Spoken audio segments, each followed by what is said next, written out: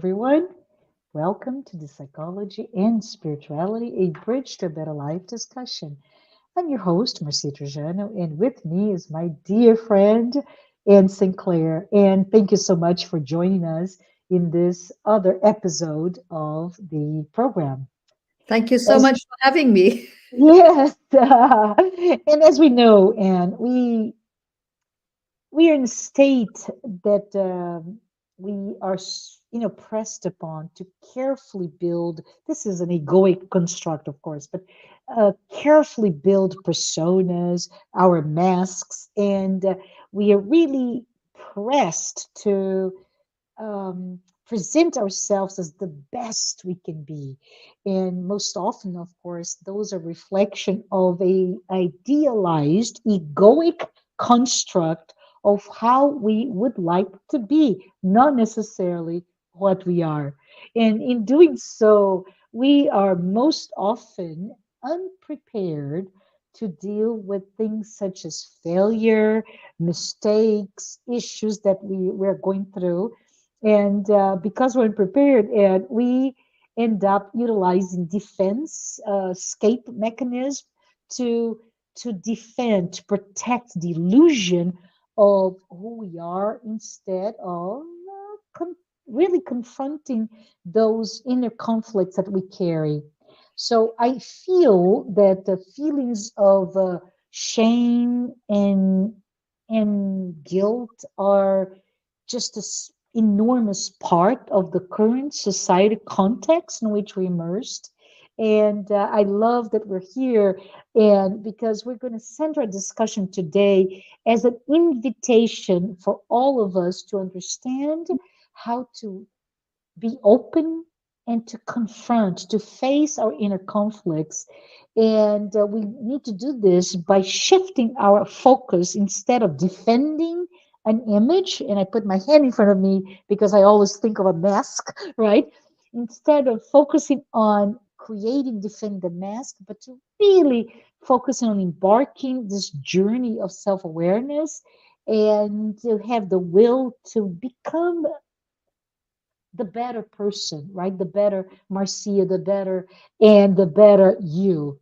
But before we address that, Anne, I would like to introduce the program to those who may have not heard it before. Thank you for being here. But if this is the first time you're watching this podcast, please note that our program, Psychology and Spirituality Weekly Talks, are based on the works by Joanna de Angelis.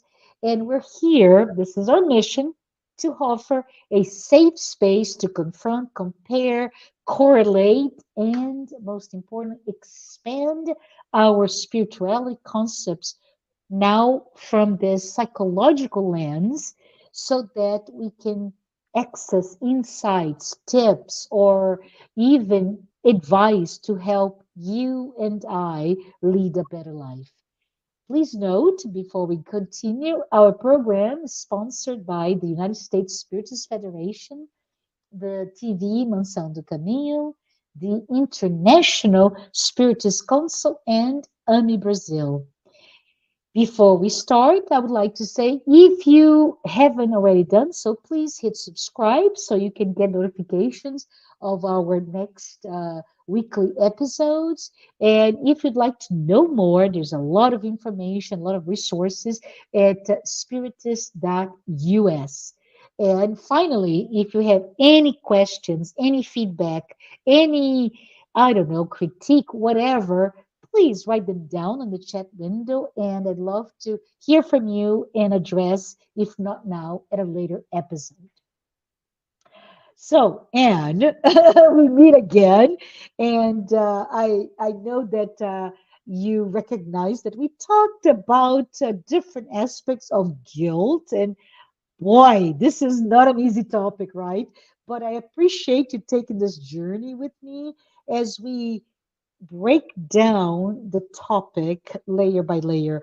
And today's layer is shame.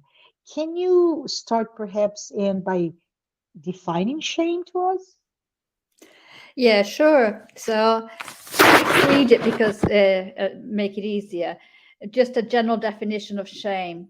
which is a painful feeling of humiliation or distress caused by the consciousness or perception of wrong or foolish behavior or improper or immoral behavior. So basically, it's talking about our pain and our humiliation Mhm. related to behaviors that are perceived as not being okay. Let's put it like that. Yes. And it's interesting because when I was reading here, Joanna de Angelis, she's always so inclusive. So she Yeah. says, all of us Yeah. Yeah. will suffer with shame and guilt at some point in our lives, somewhere along the line. So the topic is not for others, but it's for each one of us.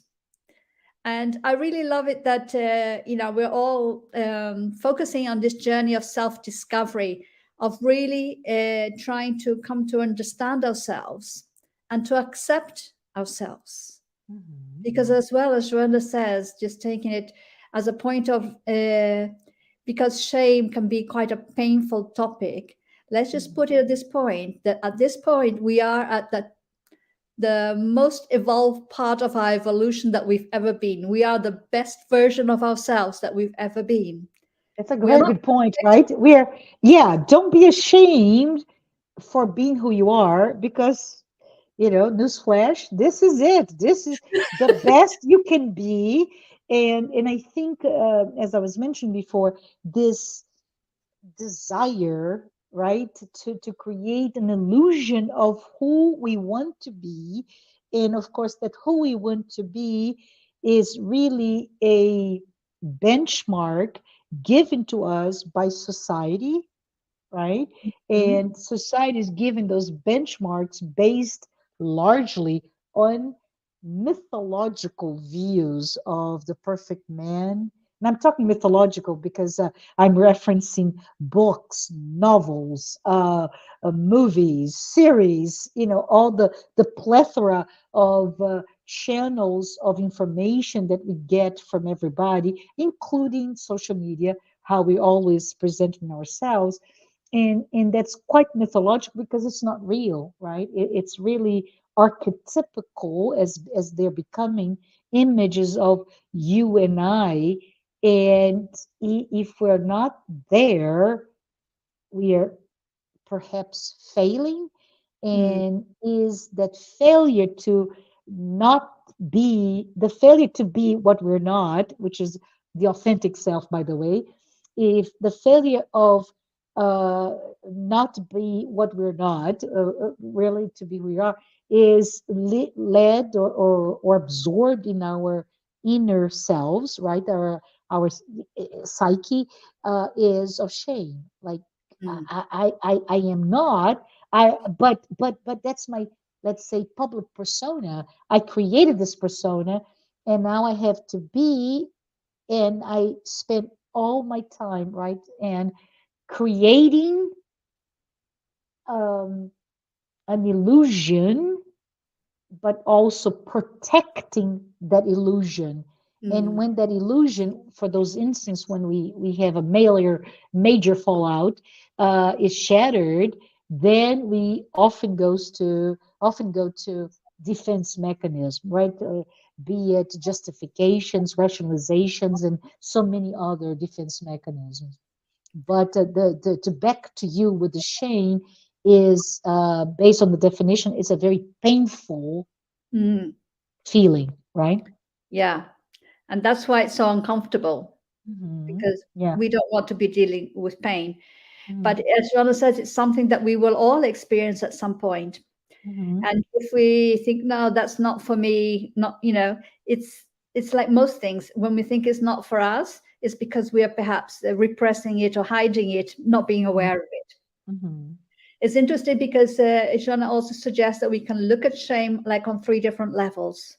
On Okay. the level of the self, of the person themselves, on the level of shame related to the family, and the level of shame related to society. So we start with the one like of the self. I can bring feelings of shame within from my past, from things that happened in the past, that I have wounds that are still open, from Hmm. uh, things that I am ashamed that I did. And this is really interesting because they were, why are you ashamed that you did what you did? Whatever Mhm. act I did, it solely represents my state of evolution, our still primitive state.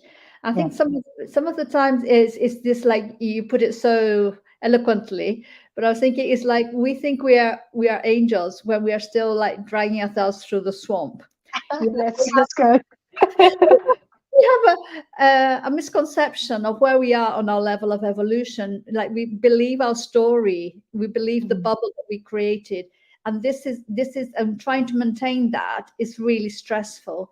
So if we've committed a behavior, an act that we are ashamed of for whatever reason, Mhm. then we have to stop. Why am I ashamed of this? Because it shows who I really am, Yeah. because what I do comes from within. Yes. If I was already at the level of Jesus, I wouldn't have done it. But Mhm. because I'm not there yet, I still do these things. And I Mhm. think it's just having that, starting to wake up to saying, like people go like, "Oh my gosh, I can't believe I did this. Oh my gosh, I wish I hadn't done it." So yeah, but you did. Oh, I did. Uh, why do I wish I hadn't done it? Because I wish I was already past this Yes. temptation. I Yeah. wish that I could, that was a non-issue for me now. But still I'm caught up with it. That just shows that this is something that is still in me, and we are very close still to the beginning of our evolution. So our Yeah. primitive impulses are still very present in us, but we don't acknowledge them. And if we don't acknowledge them, then they catch us by surprise by the way we Mhm. act. Yeah. So what So, is the, so yeah, sorry, yeah. no, no, I'm just thinking, and this is impromptu thought here, Yeah, yeah, yeah, yeah. uh, uh, because we talk about the primitive self, right? Mm, And the angelic self. This is future mm, state, and the future state in the evolutionary path of an immortal spirit, mm, right? Now, spiritism, and both of us do believe in spiritism. We are spiritists, right? And spiritism brings us the notion that the world that we live, like our spirit, also goes through some evolutions, right? And mm, those evolutions, and those are from an academic purposes, a lower level, a higher level, whatever, but mm, from a world perspective, we're talking about the primitive world, the world of trials and expiations, the world of regeneration, so on and mm. so forth. And I keep seeing that if you give me just a second here, Yeah, if yeah, you yeah. look at the primitive world as it regards to shame, which puts us in more as you would see, right? Let's say a lioness kills. A lioness is not ashamed of killing, Mm, right? Because it is in its evolutionary stage as an animal, it's doing the killing not for perverse reasons, but for survival, right? yeah. Self protection.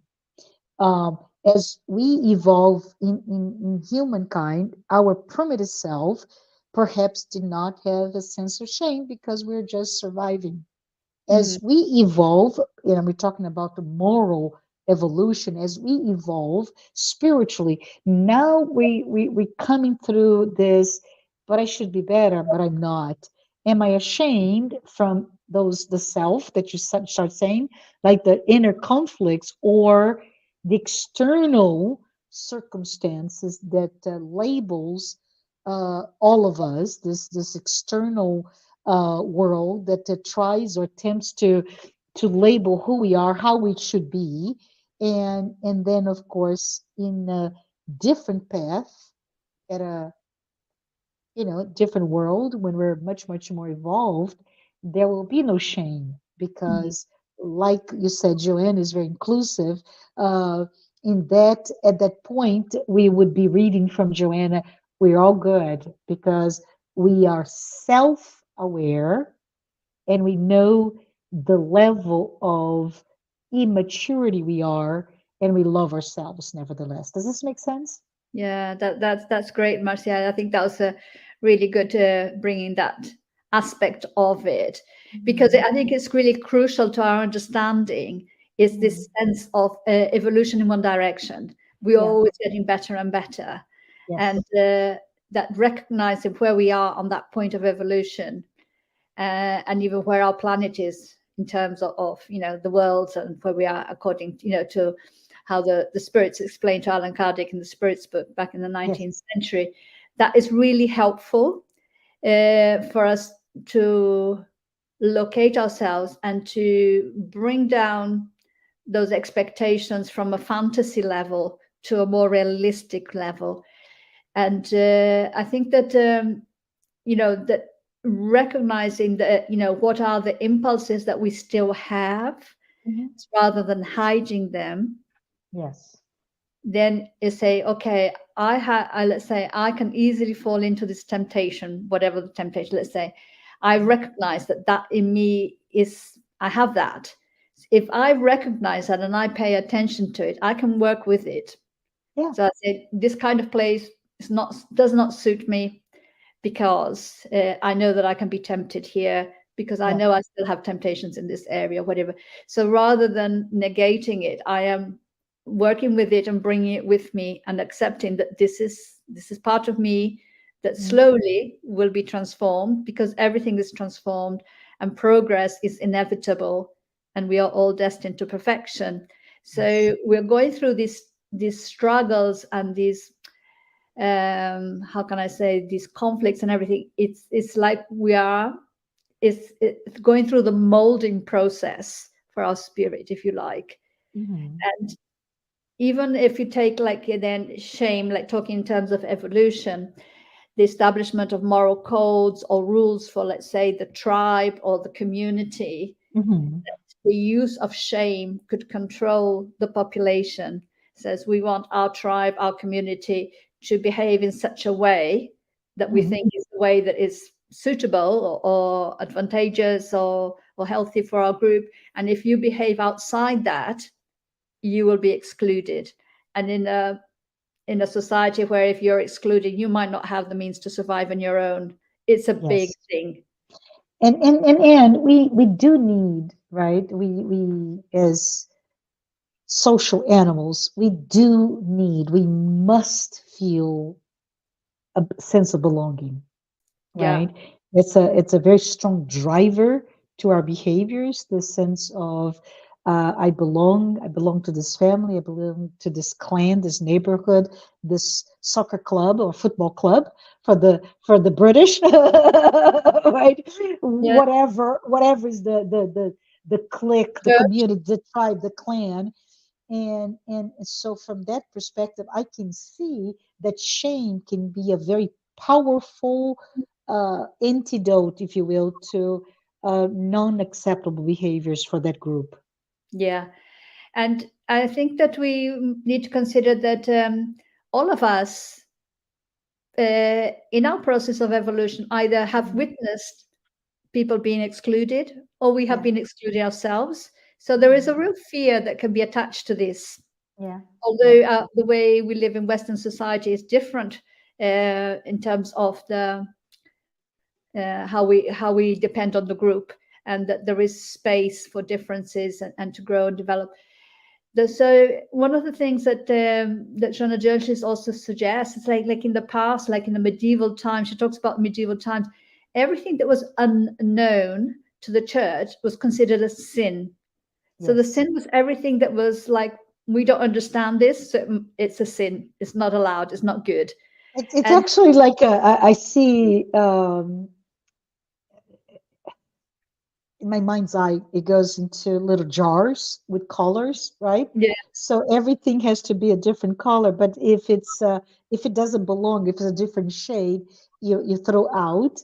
Uh, and of course, the notion of heresy or heretical mhm, beliefs and behaviors through the Inquisition in that case mhm, led to not just people to conform, but conform by horror, right? Mm. By terrible, terrible um, aspects of the church at the time. We're talking about Catholic Church or Christian Church at the time, right? Where there would be torture, would be terrible, terrible deaths if and only if you did not conform to a given. So I love that Joanna de Angelis brings that because it's very fresh still in our memory.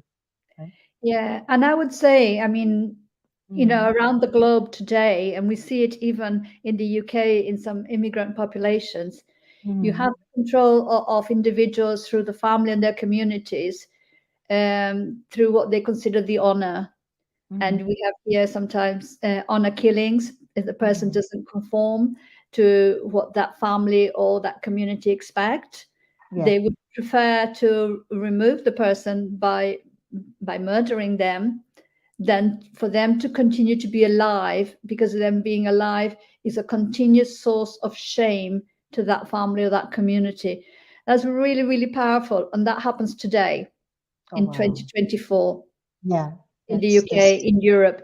And yeah. for us, it's quite shocking sometimes because we come like more of a Western sort of upbringing. So how can they behave in this way? And you have to really realize how very strong this the power of Mm-hmm. shame is in situations like this, and Mm-hmm. that this how it was, for Mm-hmm. us, going back history a little bit. So that is just keeping it alive, and I think it's no disrespect to those communities, but it's just a reminder that it's very close, and it's still on the earth. And we were talking earlier, we're talking like moral standards, and Mm-hmm. talking about like being an unmarried mother in the UK, Mm-hmm. before the war, that you'd be shameful, you would be kicked out of your home, you would be Mm-hmm. excluded from your family, you'd be excluded from your community, your child would be removed. You, the woman, yeah, okay, now Mm-hmm. be a bit feminist. Okay, but yeah, the woman was, this thing of the temptress, the prostitute, the person who brings down our community. The person was very shamed. But you take it nowadays, here in London, only about 30% of couples who have children are married. Yeah. It's the changed customs. There is reason why these moral standards were there, and in Mm-hmm. a way, even to protect, children born out of marriage would be, how would they bring them up? They couldn't work, and there's all the economic and social reasons for it. I'm not saying that there wasn't a reason behind the establishment Mm-hmm. of, but the consequences were very hard, very painful. So Mm-hmm. you can imagine that all of us as spirits now incarnated, we bring these wounds quite, recent, because it's within living memory, isn't it? So we Mm-hmm. have to be kind also and considerate, thinking, if people from other generations are thinking in a very rigid way still, it's not easy to look at the issues of shame and to break away. It's Yeah. Joanna calls those atavistic inheritance, right? So mm, things that we are not even aware, but are part of a remote past. And by remote, we're talking maybe previous incarnations.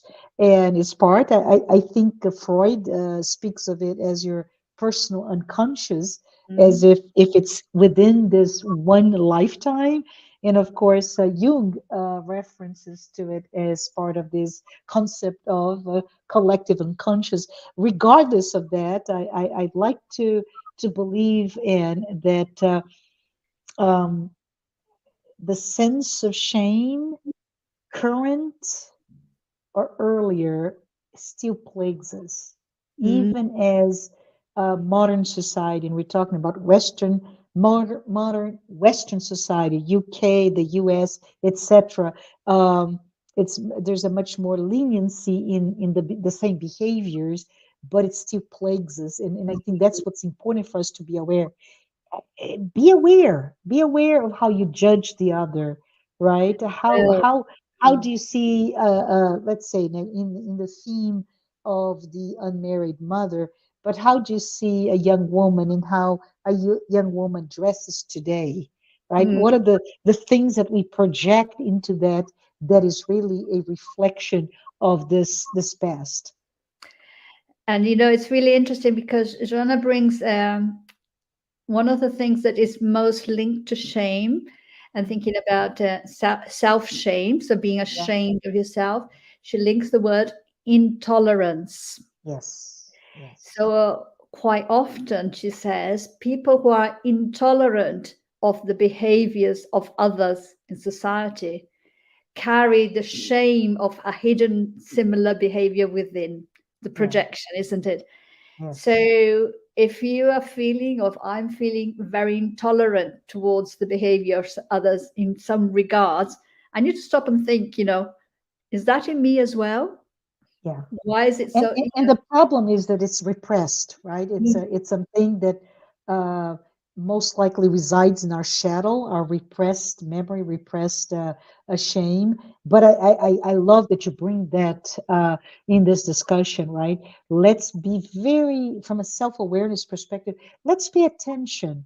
How mm, open am I to what I call the other? And what I mean by that is the other, because I don't recognize within myself, right? So mm, the other type of behavior, the other type of values, and so on and so forth. If I am not open to that, why not? mm, And do I present a level of intolerance that is quite rigid? And the stronger that intolerance may be, maybe this is something that I have repressed for myself, which at the end of this whole circle is a source of pain. mm. Hidden as it may be, it's a source of pain.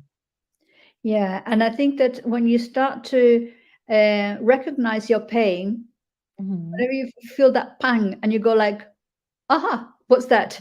Where's that Yes. coming from? It's almost like you get a piece of wool and you start pulling it and pulling it and pulling and Yeah. have that curiosity and not Yeah. have fear to say what's coming, where's this coming from? What's at the end of this? There is some considerations that Shona brings also in this chapter around shame that is caused to a child by the upbringing the parents provide, where the Mm. parents are very cruel, where they don't acknowledge the presence of the child, they don't nurture them with love and support, and they say things, you shouldn't have been born, you're a waste of space, all these kind of sort of negativities. We don't need to be repeating them here.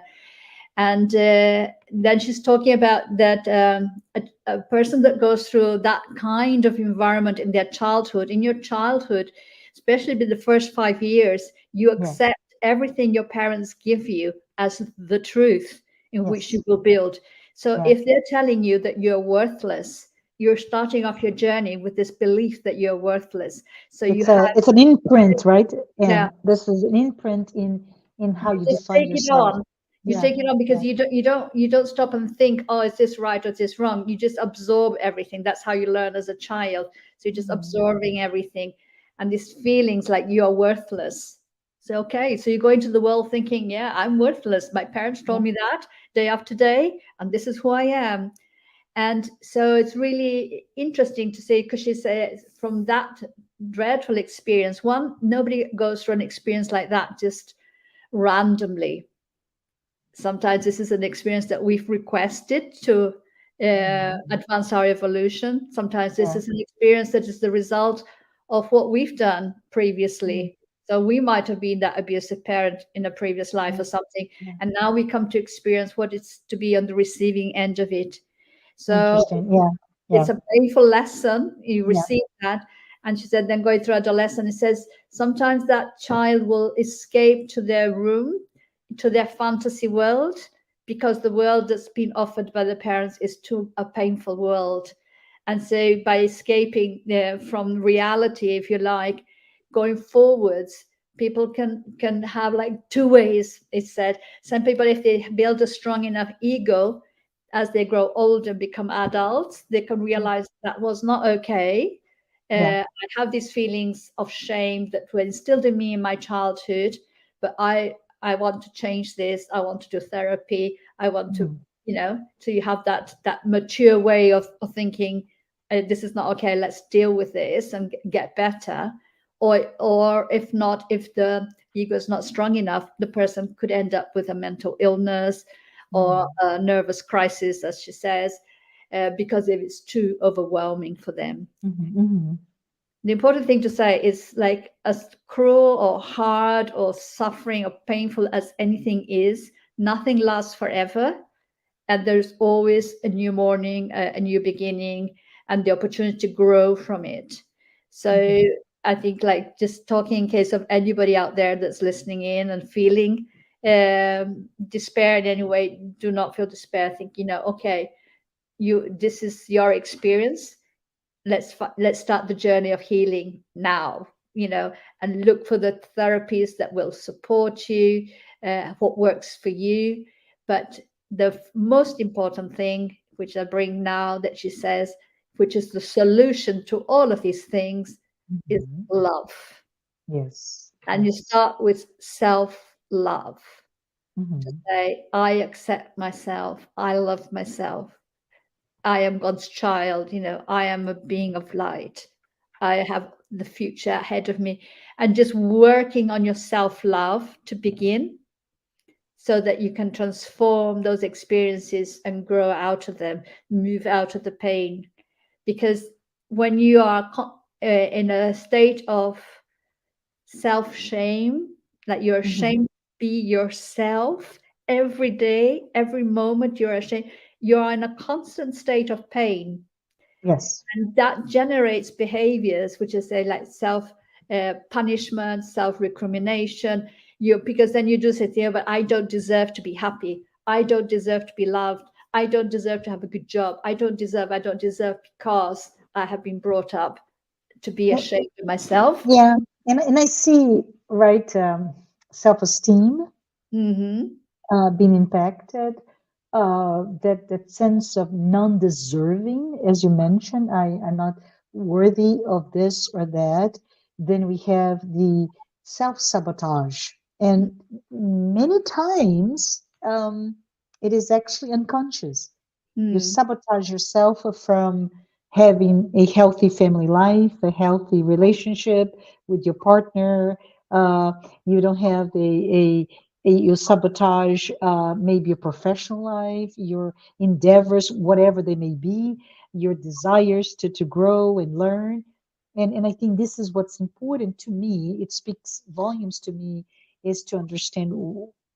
It, it, I don't even know that I have an impacted um, self-esteem, a low self-esteem because of this. So this is the end result of this self-awareness. But if I see behaviors that time and time again show that self-sabotage, maybe it's time, as you mentioned before, and time to stop, to observe, to inquire. What is it? What was behind this? Is it fear, right? Is it fear of failing? Is it fear of being what I once was? What is it that is really there? And let's try to use the mechanism, the beautiful mechanism of learning, if we don't know yet, to love ourselves, to forgive ourselves, to accept ourselves, to tolerate ourselves in all the shades, right?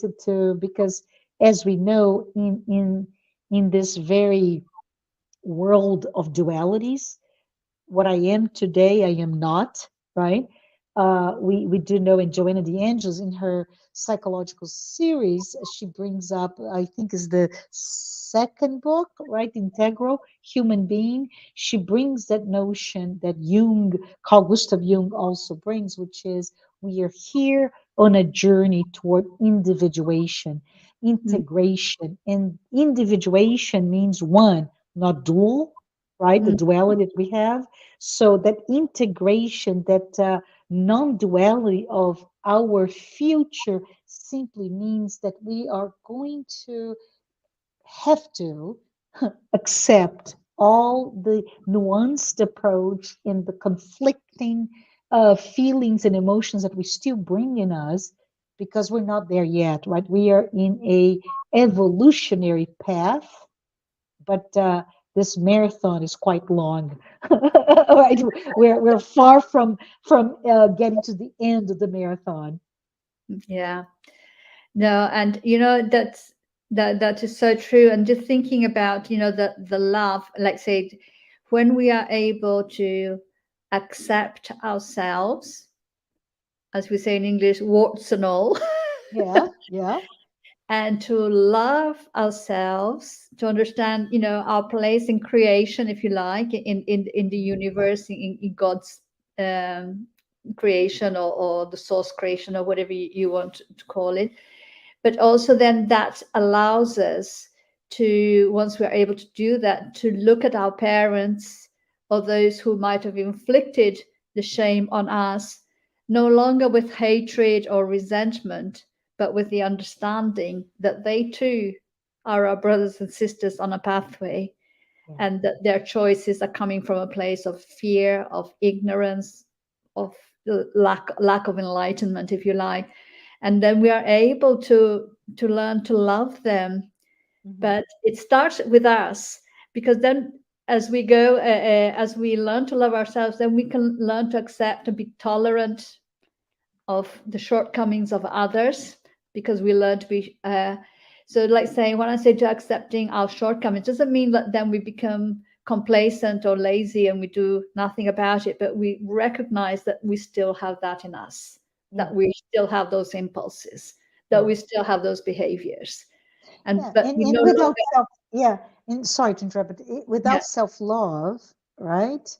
And self-compassion, self-forgiveness, we we can say, I'm a loving person. I love you, right? I love you, Anne. I have so much love for you. I don't have for me, but and the minute you start to portray or reflect what I don't love about myself, I project into you intolerance, right? A judgment and all sorts of things. So at the end of the day, without self love, we are on a journey of self isolation, Mhm. self hatred in many cases, and in a pathological means, it can lead to depression and many other very difficult states to be.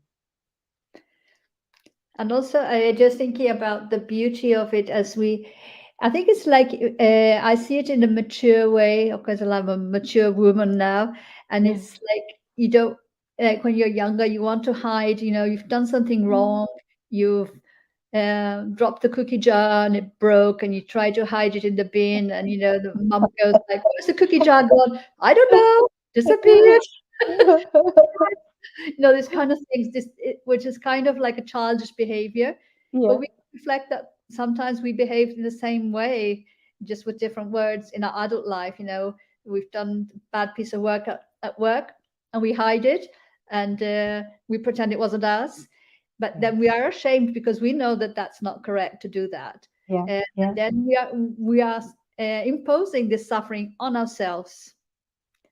I have to share here, because thinking about work, I don't know if I shared this story before, but yeah, it was once an interesting experience. We had a very severe boss, and Yeah. my colleague and I, we made a mistake Uh, uh, at work, and we were like really terrified. And we went there to say, "Look, I'm so really sorry, we've made this mistake." As soon as we identified it, we went there to say what our mistake was, and we had no idea uh-huh. to make it good. Uh-huh. Uh, Uh, and he was there, head down, signing papers, and we're like trembling there. Oh my gosh, we've done this real big mistake, and now we don't even know what to do. And he looks up to us and says, I'm glad you made a mistake." And we were like, "What?" yeah, that's interesting. Yeah. He said, "Only people who are working make mistakes. The people who are not doing any work don't ever make Yeah. a mistake because they're not doing the work." Yeah. This brings me to the notion, and we're now going to politics, right? Politicians during elections, they bring forth their best self, the best Mm, image, and a lot of politicians live a life of scrubbing if they made mistakes, trying at least to scrub their past mistakes because they need to bring this really polished, unblemished view of themselves. And to me, and this is my personal view, I always think the politician that has the worst past, that had all mistakes, are the ones that understand what it takes to redeem themselves, right? Mm. And this is, again, this is my personal view, but maybe we can reflect upon that, right? Mm. Like this boss that you had, good. I'm glad because you made a mistake. That means that you're trying, that you're Yeah. not uh, imprisoned in the area of comfort to only do what you already done because you know that you can do it and you don't try, you don't risk, you don't grow, you don't stretch. Mm. Yeah. It's so interesting, and the thinking about, we will always make mistakes. You can't avoid all mistakes. We try to Uh-huh. control the situation, and Yeah, it's we will make mistakes. And it yeah, just coming to my mind, just that story of Jesus and the woman who was going to be stoned to death for yeah, committing a yeah, sin according to their times. And then everybody left when he challenged them. Everybody left, and and she was saying, "Well, what are you going to do with me?" He says, "Well, where are the people who condemn you? Go and sin no more." That word, those words, which is yeah, "go and sin no more." That's we need to listen to that for ourselves, yeah, yeah, to forgive ourselves and say, "Look, okay, we made a mistake. Go, but don't repeat the same mistake. Try to learn from it." yeah, yeah. And just thinking like, we as we transform ourselves, as we become more loving beings, more, I would say, psychologically mature beings, we transform our whole community. Yes, yes.